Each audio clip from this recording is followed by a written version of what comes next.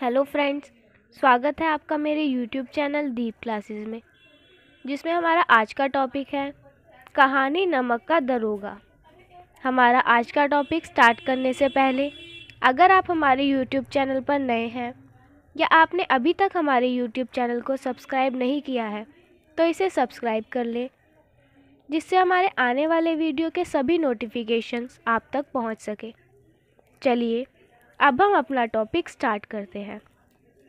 नमक का दरोगा प्रेमचंद द्वारा रचित लघु कथा है।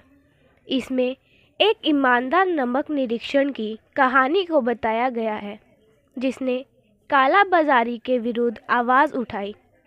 यह कहानी धन के ऊपर धर्म की जीत की है। कहानी में मानव मूल्यों का आदर्श रूप दिखाया गया है और उसे सम्मानित भी किया गया है। सत्यनिष्ठा, धर्मनिष्ठा और कर्मपरायणता को विश्व के दुर्लभ गुणों में बताया गया है। अंत में यह शिक्षा दी गई है कि एक बेईमान स्वामी भी एक ईमानदार कर्मचारी की तलाश रहती है। कहानी आज़ादी से पहले की है। नमक का नया विभाग बना।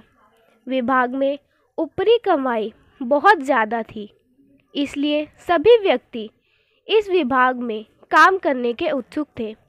उस दौर में फारसी का बोलबाला था और उच्च ज्ञान के बजाय केवल फारसी की प्रेम की कथाएं और श्रृंगार रस के काव्य पढ़कर ही लोग उच्च पदों पर पहुंच जाते थे। मुंशी वंशीधर ने भी फारसी पढ़ी और रोज़गार की तलाश में निकल पड़े। उनके घर की आर्थिक दशा खराब थी। उनके पिता ने घर से निकलते समय उन्हें बहुत समझाया, जिसका सार यह था कि ऐसी नौकरी करना जिसमें ऊपरी कमाई हो और आदमी तथा अवसर देखकर घूस जरूर लेना। वंशीधर पिता से आशीर्वाद लेकर नौकरी की तलाश में निकल जाते हैं। भाग्य से नमक विभाग के दरोग पद की नौकरी मिल जाती है। उसमें वेतन अच्छा था, साथ में ऊपरी कमाई भी ज़्यादा थी।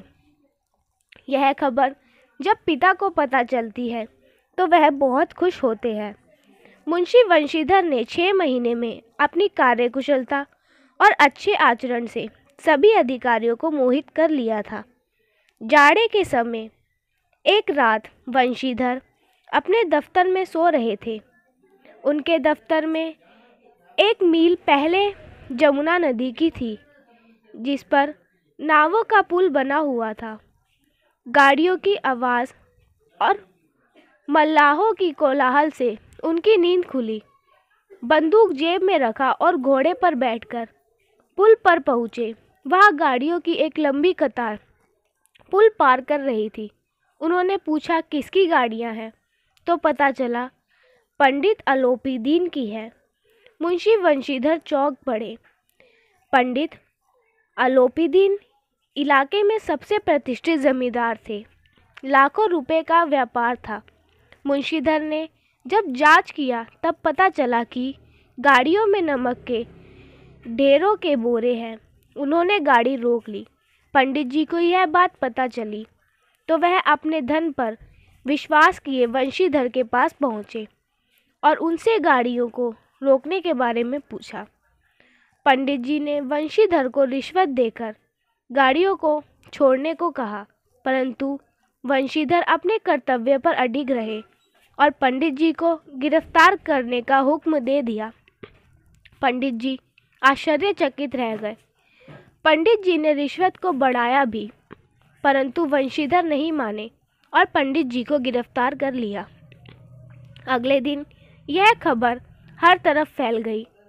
पंडित अलोपीदीन के हाथों में हथकड़ियाँ डालकर अदालत में लाया गया। हृदय में गलानी और क्षोभ और लज्जा से उनकी गर्दन झुकी हुई थी। सभी लोग चकित थे कि पंडित जी कानून की पकड़ में कैसे आ गए।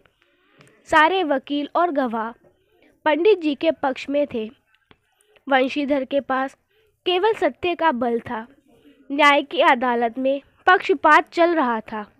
मुकदमा तुरंत समाप्त हो गया। पंडित अलोपीदीन को सबूत के अभाव में रिहा कर दिया गया।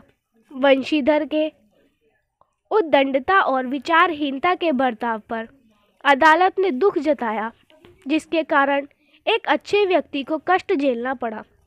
भविष्य में उसे अधिक होशियार रहने को कहा गया। पंडित अलोपीदीन मुस्कुराते हुए बाहर निकले। रुपए बांटे गए। वंशीधर को व्यंग्य बाणों को सहना पड़ा। 1 सप्ताह के अंदर कर्तव्य निष्ठा का दंड मिला और नौकरी से हटा दिया गया। पराजित हृदय शौक और खेद से व्यवस्थित अपने घर की ओर चल पड़े। घर पहुँचे तो पिताजी ने कड़वी बातें सुनाई। वृद्ध माता को भी दुख हुआ। पत्नी ने कई दिनों तक सीधे मुंह बात नहीं की। 1 सप्ताह बीत गया। संध्या का समय था। वंशीधर के पिता राम नाम की माला जप रहे थे। तभी वह एक सजा हुआ एक रथ आकर रुका। पिता ने देखा पंडित अलोपीदीन है। झुककर उन्होंने दंडवत किया और चापलूसी भरी बातें करने लगे। साथ ही अपने बेटे को कोसा भी। पंडित जी ने बताया कि उन्होंने कई रईसों और अधिकारियों को देखा और अपने धनबन का गुलाम बनाया।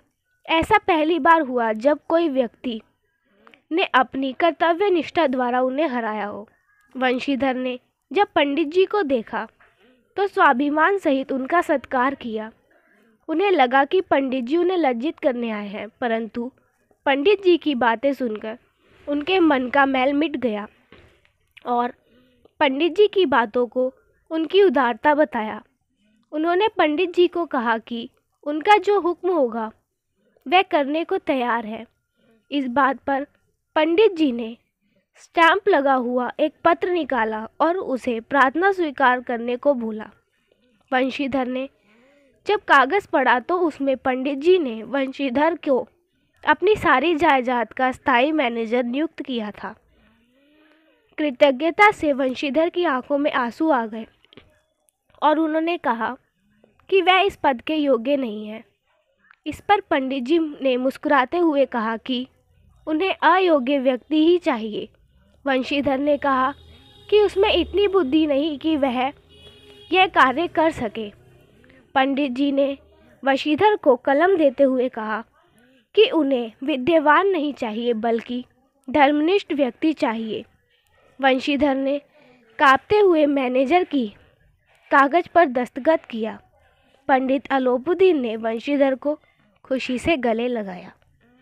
फ्रेंड्स, हमारा आज का टॉपिक यहीं ख़त्म होता है, जिसमें हमने जाना कहानी नमक का दरोगा के बारे में।